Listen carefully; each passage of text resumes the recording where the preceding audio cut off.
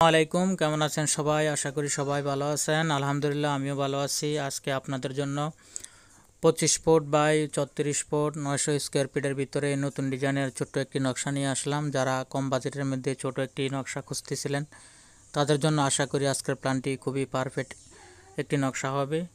তো আশা করি পুরো প্ল্যানটি আমাদের দেখবেন, একটু স্কিপ করবেন না। স্কিপ করে দেখলে ভিডিও থেকে অনেক কিছু মিস থাকবে। তো কষ্ট করে একটু ধৈর্য ধরে সঙ্গে থেকে সম্পূর্ণ ভিডিওটা দেখুন। আমি খুবই শর্ট টাইমে আপনাদেরকে সম্পূর্ণ প্ল্যানটা এ টু জেড দেখানোর চেষ্টা করব। তো দেখতে থাকুন, আশা করি ভালো লাগবে। তো আমরা প্রথমে বিল্ডিংয়ের সম্পূর্ণ আউটসাইড ইনসাইড ওয়ালগুলো রেড কালার দিয়ে কালার করে নিচ্ছি। খেয়াল করে ধৈর্য ধরে দেখুন। তারপরও কোনো কিছু বুঝতে কোনো রকম সমস্যা হলে অবশ্যই কমেন্ট সেকশনে যোগাযোগ করবেন। আমি ইনশাল্লাহ চেষ্টা করব সমস্যার সমাধান করার।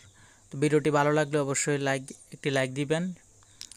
বন্ধুবান্ধব কাউকে শেয়ার করার প্রয়োজন হলে অবশ্যই শেয়ার করবেন। আর নতুন হলে অবশ্যই সাবস্ক্রাইব করে রাখবেন পরবর্তী ভিডিও পেতে। তো ওকে, আমরা সম্পূর্ণ ওয়ালগুলো রেড কালার দিয়ে কালার করে নিলাম। আশা করি আপনারা সম্পূর্ণ ওয়ালগুলোই বুঝতে পেরেছেন। তারপরে উইন্ডো অ্যান্ড ভেন্টিলেটরগুলো আমি হলুদ কালার দিয়ে কালার করে নিচ্ছি। এগুলো একটু খেয়াল করুন। আশা করি আপনারা খেয়াল করে উইন্ডো অ্যান্ড ভেন্টিলেটরগুলো দেখছেন। আমি তারপরেও একটু মার্ক করে দিব, তাহলে আপনাদের বুঝতে একটু ইজি হবে। তো আমাদের মেন গেটের ডোরটি হবে এই সাইড থেকে। আশা করি আপনারা মেন গেটের ডোরটি বুঝতে পেরেছেন। ডোরটি আপনারা 7 ফিট বাই 4.5 ফিট রাখবেন। দেখুন উইন্ডোগুলো আমি মার্ক করে নিচ্ছি। আশা করি আপনারা উইন্ডোগুলো ক্লিয়ারলি বুঝতে পেরেছেন। তারপরে ভিতরের ডোরগুলো কোন সাইড থেকে আসবে একটু খেয়াল করুন। বেডরুমের ডোরগুলো আপনারা 3 ফুট বাই 7 ফুট রাখবেন, আর কিচেনের ডোরগুলো 2.5 ফুট বাই 7 ফুট রাখবেন। আশা করি কোন সাইড থেকে ডোরগুলো আসবে আপনারা ক্লিয়ারলি বুঝতে পেরেছেন। তারপরে কলম চিহ্নগুলো একটু খেয়াল করুন। বিল্ডিংয়ের কোথায় কোথায় কলমগুলো বসবে খেয়াল করে কলম চিহ্নগুলো দেখে নেবেন আশা করি। ওকে, তো আমি চেষ্টা করব সম্পূর্ণ প্ল্যানটাই দেখানোর। আর আপনারা যে কলমের বেসটি ঢালাই দিবেন, এই বেসটি আপনারা 4.5 ফিট বাই 4.5 ফিট মাঝখানে গুলা দিবেন, আর আউটসাইডগুলো 4 ফিট বাই 4 ফিট দিলে হবে। কলমগুলো আপনারা 10 ইঞ্চি বাই 12 ইঞ্চি রাখবেন। তো আমরা ফার্স্টে মাস্টার বেডরুমের মাপটি আমরা নিয়ে নিলাম। এটার মাপটি হবে 12 ফুট বাই 12 ফুট 9 ইঞ্চি।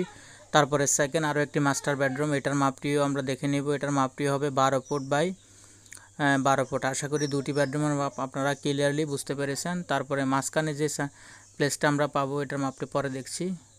স্টেয়ারটি আমাদের এখানে হবে সিঁড়ির রুমটি। তো সিঁড়ির মাপটি আপনারা 3.5 ফুট করে রাখবেন। আমাদের ল্যান্ডিং পজিশনটি এখানে, আশা করি বুঝতে পেরেছেন। ল্যান্ডিং এর মাপটি আপনারা 3.5 ফুট বাই 7 ফুট পাবেন, ঠিক আছে। ওকে, তো আশা করি আপনারা সিঁড়ির মাপটি বুঝতে পেরেছেন। তারপরে সেন্টার যে এরিয়াটি আমরা পাবো এটা ড্রয়িং অ্যান্ড ডাইনিং এরিয়া আমরা পাবো। এটা দুটোটা একসঙ্গে ইউজ করবেন। তো এই এরিয়াটার মাপটাও আমরা নিয়ে নিব। এটার এই সাইডের মাপটা 10 ফুট 4 ইঞ্চি হবে, অ্যান্ড এই সাইডের মাপটা হবে 15 ফুট 9 ইঞ্চি। আশা করি আপনারা ক্লিয়ারলি সেন্টারের মাপটা বুঝতে পেরেছেন। তারপরে কিচেন রুমটা হবে আমাদের এই সাইডে ডাইনিং রুমের সাথেই, এখান থেকে বেরিয়ে যাতে ডাইনিংটা ইউজ করা যায়। তো এটা 10 ফুট 4 ইঞ্চি বাই 8 ফুট হবে। তারপরে আরও একটি মাস্টার বেডরুম থাকবে। আর বারান্দাটি রাখা হয় নাই, আপনারা ইচ্ছা অনুযায়ী যে কোনো সাইড দিয়ে বারান্দা বাইর করে নিতে পারবেন, কোনো সমস্যা নেই।